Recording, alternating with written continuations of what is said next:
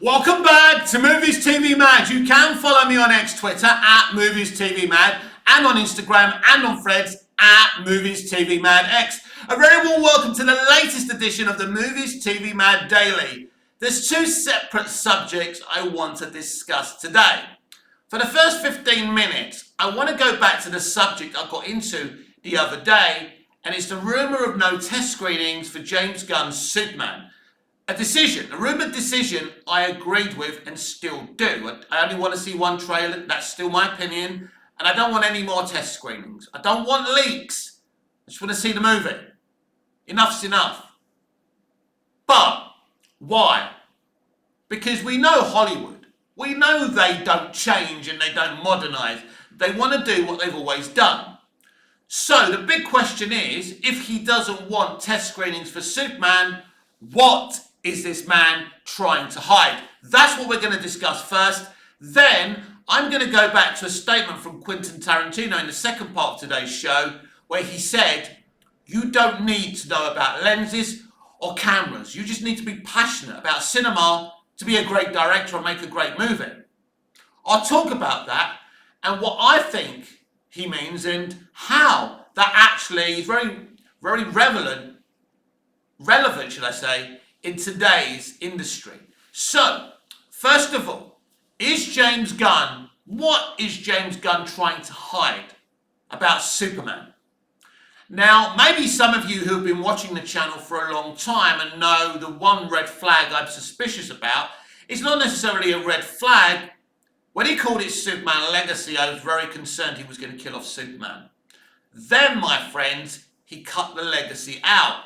Someone on Twitter, ex-Twitter, was going on, how great is it, he's just calling it Superman. Yeah, funny that he didn't want to call it Superman at the beginning. Now, when he announced he was cutting Legacy out the title, he tried to make it sound like it wasn't a big deal, that it's Superman, blah, blah, blah, blah, blah. I think he cut the legacy out so he'd stop asking questions. Because we know what a legacy means. If my channel ends today, well, I was going to say people will start asking, what's the legacy of the channel? But just for an example, what is the legacy of my channel? My legacy of my channel would be my passion for entertainment. The fact that I sat here for about a year, 18 months longer, trying to fight for Zack Snyder, and we talked about the DCEU. It was a unique time. That was the peak of the channel as people get more bored of superhero movies and it's not as popular as it once was. The channel doesn't get as many views, and I was getting okay views at the time. The channel hasn't really grown, but there was more hype around my channel when I was fighting to release the Snyder Cut. So that's the legacy. If this channel was to cease putting out content, that would be the legacy of my channel. Everyone has a legacy. You've got a legacy. Social media platforms have got a legacy. All your past girlfriends and boyfriends or whatever have got a legacy. And Superman has a legacy, which is of being a hero, being the good man. Now, he's explained that that's the kind of thing he wants to do. A good man in a world that thinks being good is suspicious, right? So that's what it could be. But legacy always also can mean somebody's legacy after they die. Like I've basically explained about my YouTube channel, I've given you an example there. So I've always been suspicious that James Gunn will kill off Superman by the end of this movie. Because it is very interesting, isn't it, that the next movie is Supergirl, Woman of Tomorrow. You see, we have a problem in Hollywood. For some reason, Hollywood don't want to see Superman and Supergirl stand together because it's all about feminism for them. A man not standing in the space of a woman. But it is interesting that Supergirl is the next DC Universe movie after Superman. So it would make sense, wouldn't it? If she's taking his place, why her movie is next. He may not die. He may go off to search for Krypton. Anything. And he's not there. He's not the main guy and Supergirl takes over his mantle. It could be that. Supergirl could play a bigger role in this film than we actually think. They could be sharing the screen together. That's something I've always wanted to see, Supergirl and Superman together, because in the 1984 Supergirl movie, a film I actually love, a lot of people hate it, but I absolutely have a soft spot for Helen Slater was a great Supergirl. But Christopher Reeve was supposed to be in that movie, and in the last minutes, he didn't feel right about it, which was a shame. I think he saw the script, wasn't happy. I mean, it wasn't a great look. It wasn't a great movie, but I enjoyed it and I liked it. That's what I'm trying to say.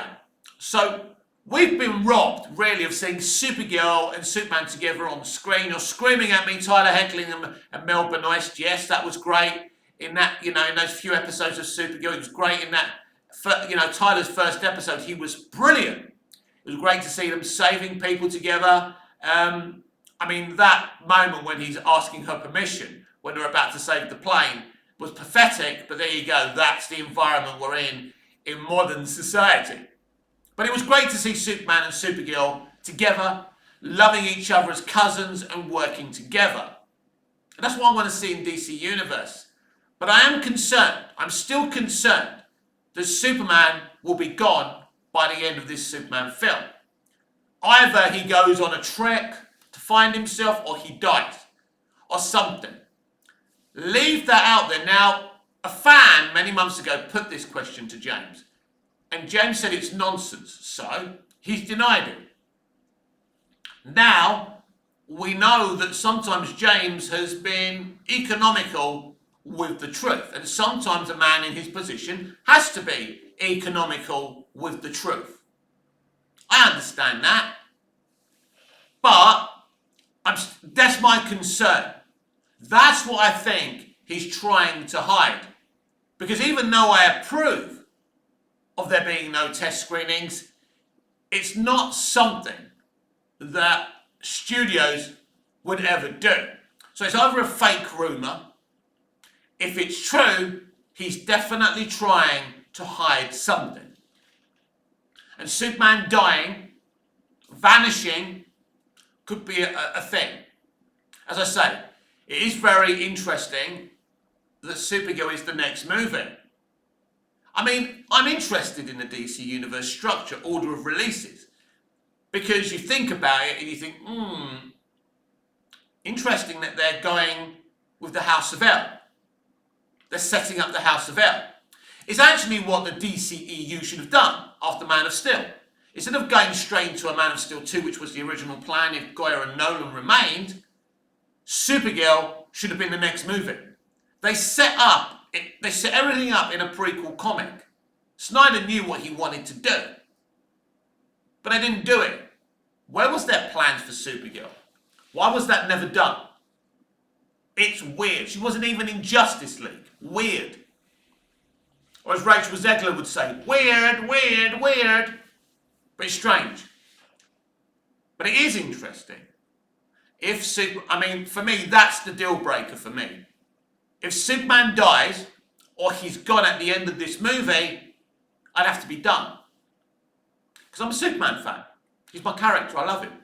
He's my inspiration. You can't have a Justice League without Superman. You can't have a DC connected universe without Superman. He has to be there. Has to be. So we'll be looking out for what James Gunn is trying to hide if he's stopping test screenings. Because there would have to be a reason why he didn't want... Because the rumour is that he doesn't want the test screenings because he doesn't want leaks out. It's not because he doesn't agree with test screenings. I don't think test screenings work. There. I'll be blatant. I think Rotten Tomatoes and aggregate meters are bad for the industry as well. I genuinely do. I'm fed up of them. There's a lot of things I don't like about the industry these days, for sure. And I think test screenings don't work anymore. But that's not the reason if he has banned the test screenings on this film. The reason is he doesn't want leaks, which means he's really, really trying to hide something about this movie. And considering it's a Superman movie, more than likely, he's hiding something about his Superman. About his Superman movie. You need Superman to be one of the front and centres of the universe. Now don't forget, Gunn is very interested in the smaller characters and making them bigger and more interesting. So that's coming. He's already said he's going to use Superman and Batman to make the smaller characters relevant. He's already blatantly said that. But I don't know. I mean, the last thing Warner Brothers and James Gunn and DC Studios can afford is, well, controversy. We had enough of that with the DC Extended Universe. They certainly can't afford to get an inch wrong about this new universe, and especially about this Superman movie. So, but it is interesting. What doesn't he want leaked? What is he trying to hide? I mean, there could be plenty of reasons why he's trying to protect spoilers. There could be this crazy reveal that he doesn't want people to know about. And that's fine, that's exciting. But, as I say, I've always been very, very suspicious about Superman's role. Not in this movie necessarily, but in the future of the DCU. David Cronenworth is a fan cast no matter how much James Gunn denies it. He's 31 years old. Interesting age. So we'll see. But I don't think it's just me that would have a problem with Superman being killed off or going on a walk to find himself by the end of the movie. Superman and Supergirl must stand together. But will they? That's the big question here. Will they? Is that the motivation? As we know these people's, extremist politics. They hate men. Especially hero-typed white men. We know that. So James Gunn's got the same politics as the rest of them, so we'll see what happens here. But no matter how he tries to spin it, people are not going to back him. If Superman does vanish or die by the end of this movie, it's just not what people want to see. So, yeah, watch this space. I'll try and get to the bottom of it before the movie's out, but more than likely it's going to be very difficult to find out what happens to Superman by the end of this movie. But he's certainly trying to hide something. Otherwise, if it's true, he wouldn't be banning the test screenings. So as I say, could he be hiding a huge cameo? Maybe. We know Will Reeves, son of Christopher Reeve, has a small role in this movie. So it can't be that. So then you wonder, it might be someone huge from the DCEU. Could Henry Cavill be making an appearance? Not very likely, but anything's possible in this game. Especially when you've got fandoms to please. Because no matter how much James Gunn maybe doesn't like the Snyder fandom because of all the things they've said about him, he understands bringing them to the table would be huge. And it's an extra set of box office for him. Because right now, it's looking rather worrying. For James Gunn, DC Studios, Peter Safran, especially David Zaslav, and definitely especially for WB Discovery. They need a huge win here. We all know that, and they know it.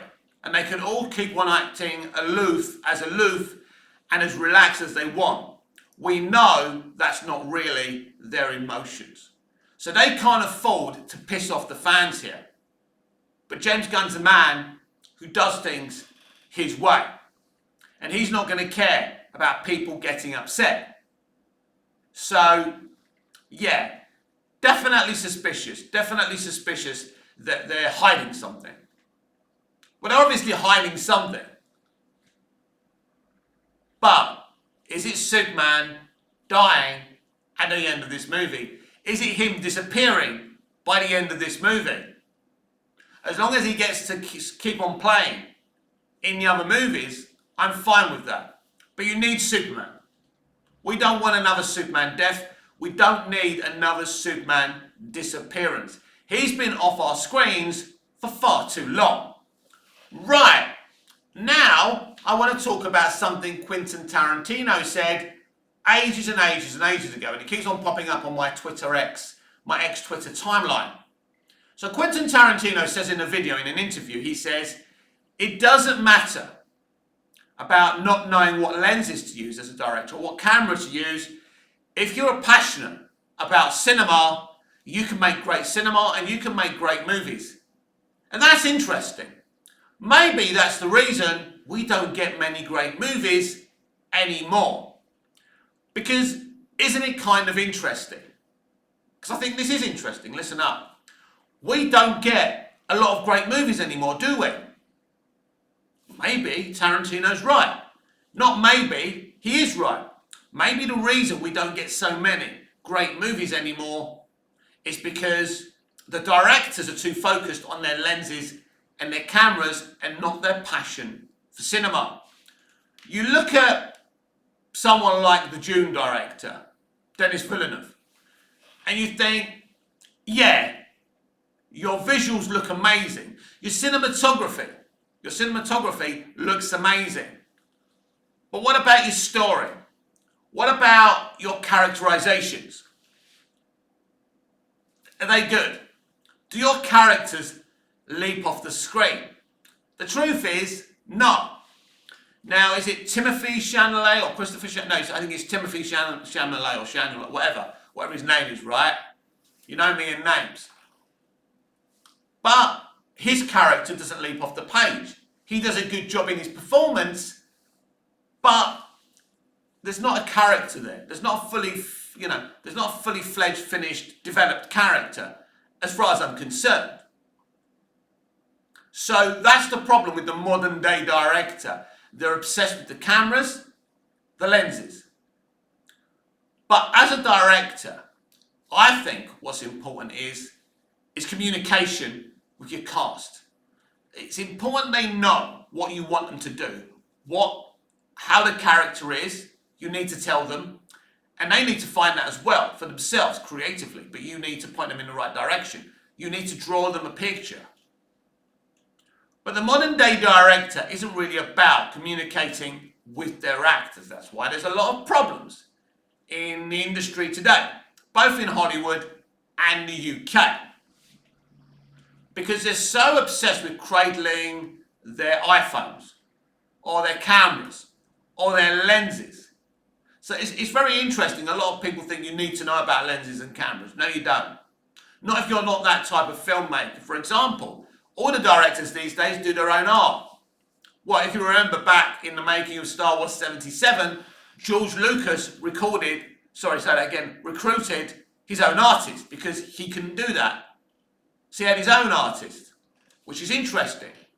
James Gunn, for example, does all his art, as we well know. This is how they make films these days. But I think Tarantino's right. Passion for movies is how you make a great movie. And the reason we're not getting as many great movies anymore is because the passion for film isn't there. The passion for the technical element, button pushing, that's where the passion is in making a movie. And for me, that's very, very sad. Why don't you let me know what you think about that? I'll be back tomorrow with another video.